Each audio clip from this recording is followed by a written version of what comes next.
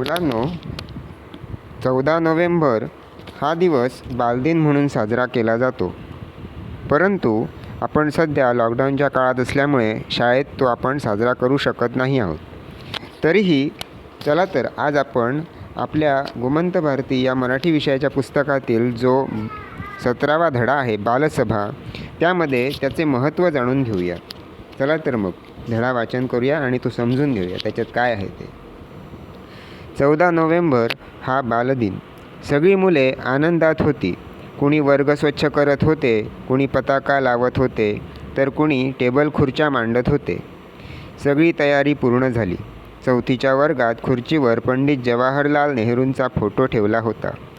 समोर सुगंधी उदबत्त्या लावल्या होत्या. सगळी मुले आपल्या गुरुजींची वाट पाहत होती.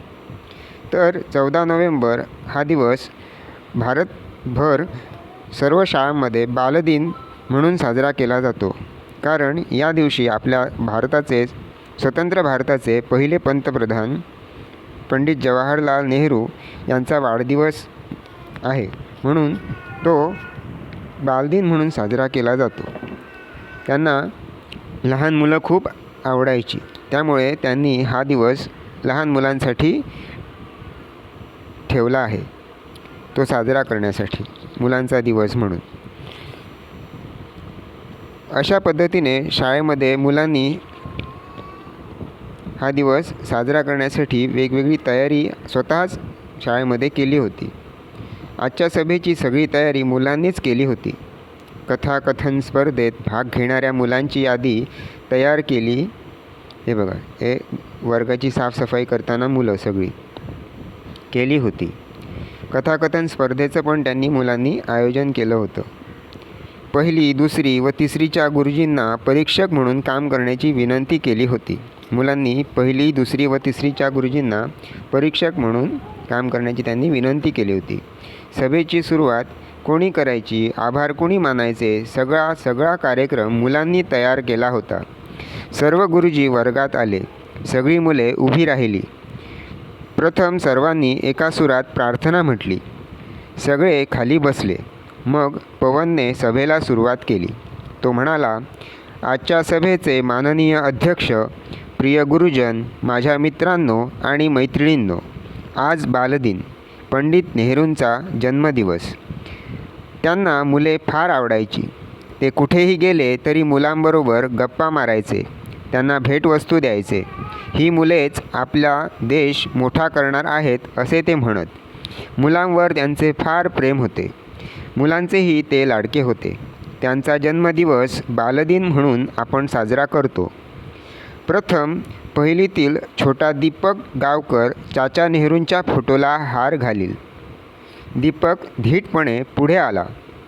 त्याने नेहरूंच्या फोटोला हार घातला. सगळ्यांनी टाळ्या वाजवल्या.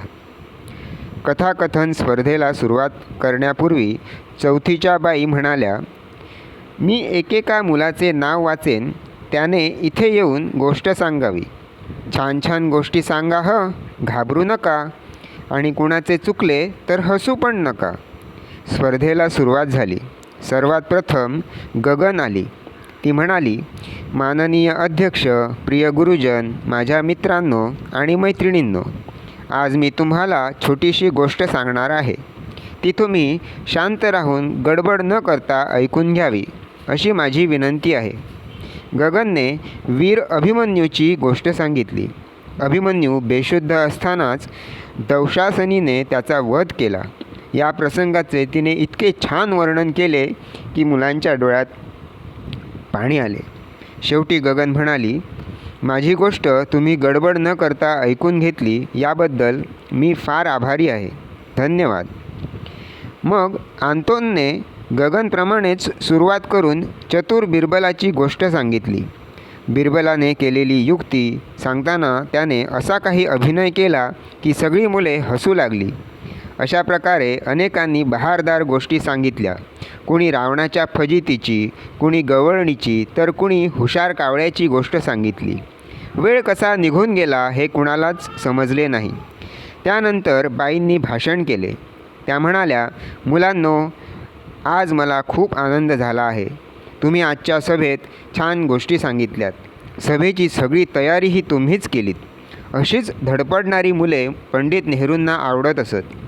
आता येणाऱ्या 19 डिसेंबर गोवा मुक्तिदिनाच्या कार्यक्रमात आपण चित्रकला व हस्ताक्षर स्पर्धा घेऊ. वेगवेगळ्या कार्यक्रमात भाग घ्या. खूप मोठे व्हा. तोपर्यंत परीक्षकांनी स्पर्धेचा निकाल तयार केला. इव्हलनला पहिले, शाणूला दुसरे व अमीनाला तिसरे बक्षीस मिळाले. सर्वांनी टाळ्या वाजवल्या. परीक्षकांनीही सगळ्या मुलांचे कौतुक केले. शेवटी आभार मानताना मंगेश म्हणाला, सभेची तयारी आपण केली खरी, पण ही सगळी तयारी आपल्या बाईंनी आपल्याकडून करून घेतली. वेळोवेळी त्यांनी आपल्याला मार्गदर्शन केले व मदतही केली.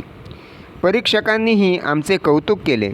त्याबद्दल मी त्यांचे आभार मानतो. तसेच ही सभा पार पाडण्यासाठी ज्या ज्या मित्रांनी मदत केली त्यांचेही आभार मानतो. तुम्ही सर्वांनी हा सभेचा कार्यक्रम शांतपणे ऐकून घेतला त्याबद्दल तुम्हा सर्वांचा मी आभारी आहे. शेवटी राष्ट्रगीत झाले व बालसभा संपली. तर अशा पद्धतीने या धड्यामध्ये बालसभा कशी मुलांनी आयोजित केली होती, त्यांनी कसा बालदिन साजरा केला हे आपण पाहिले आहे. तर या प्रश्नांची उत्तरे तसेच यातील काही प्रश्न मी आता इथे दिलेले आहेत खाली, ते सोडवायचे आहेत घरी तुम्ही. हे बघा, हे प्रश्न दिलेले आहेत आणि इथे शब्दार्थ आहेत. त्याचबरोबर मी तुम्हाला गृहपाठही दिलेला आहे, तो पण तुम्ही घरी करायचा आहे. धन्यवाद मुलांनो.